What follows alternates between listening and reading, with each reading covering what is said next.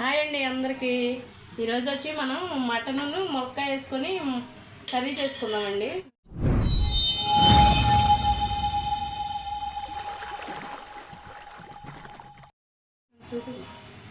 ఇదండి ఒక ఉల్లిపాయ తీసుకున్నాను, ఒక టమాటా, 2 పచ్చిమిరకాయలు, ములక్కాయలు. ఇదండి స్టవ్ వెలిగించుకొని సెట్ పెట్టుకున్నానండి. వేసుకుందామండి. మటన్ అంటే కొంచెం ఎక్కువ నూనె కావాలి కదా, 2 గెట్లు వేసుకుంటున్నాను.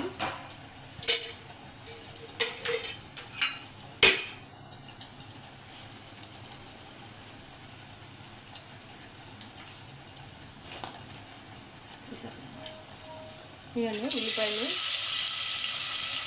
పచ్చిమిరకాయలు, టమాటాలు వేసుకున్నాం.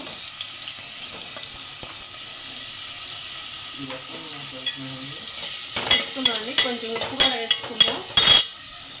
ఇవన్నీ ఉప్పు వేసాను. గళ్ళు ఉప్పు అయితేనే బాగుంటాయండి కూరగా.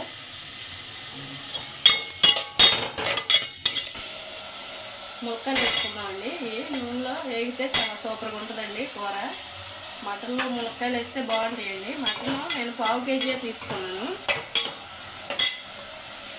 అల్లం వెల్లుల్లి పేస్ట్ ఫ్రెష్గా నూరుకొని వేసుకోవాలండి.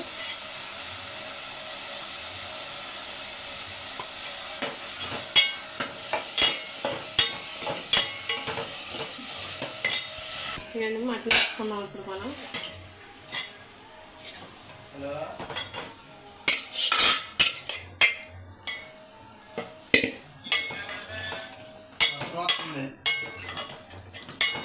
ఇలా తిప్పుకొని మూత వేసుకుందామండి కొంచెం.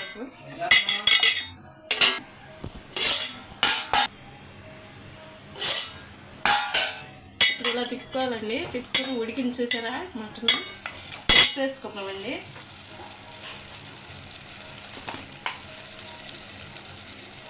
కొంచెం వేసుకున్నాం. ఉప్పు ఇందాక ఉల్లిపాయ వేసానండి, ఇంకొంచెం వేస్తాను.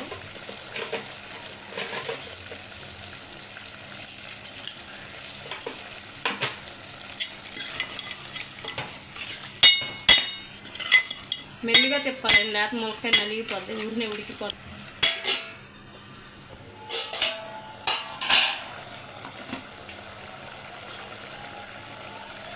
వచ్చి కొంచెం జీలకర్ర పొడి వేస్తున్నానండి. ఇది అయిపోయినా బాగానే ఉంటుంది కానీ వేస్తున్నాను టేస్ట్. ఇంకా ఇది వచ్చి మసాలా, ఇది వచ్చి ధనియాల పొడి అండి.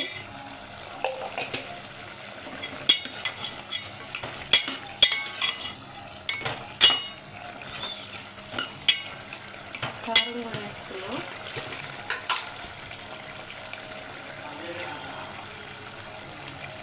అండి 2 గెట్లు వేసాను.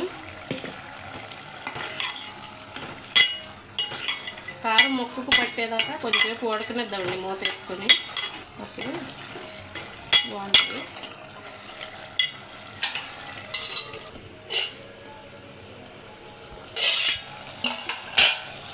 కరివేపాకు వేసుకున్నామండి. లేత కట్టిన మన చెట్టుదే.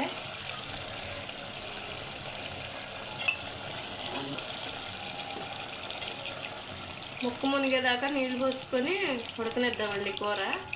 అప్పుడు సూపర్గా ఉంటుంది.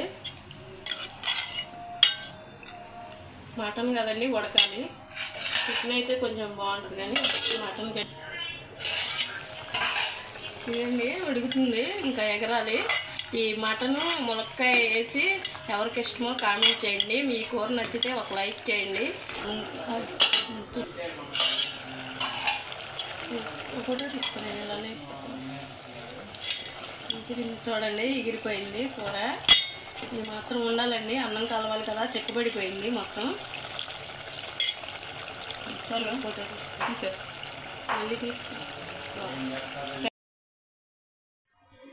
కూర అయితే రెడీ అయిపోయిందండి.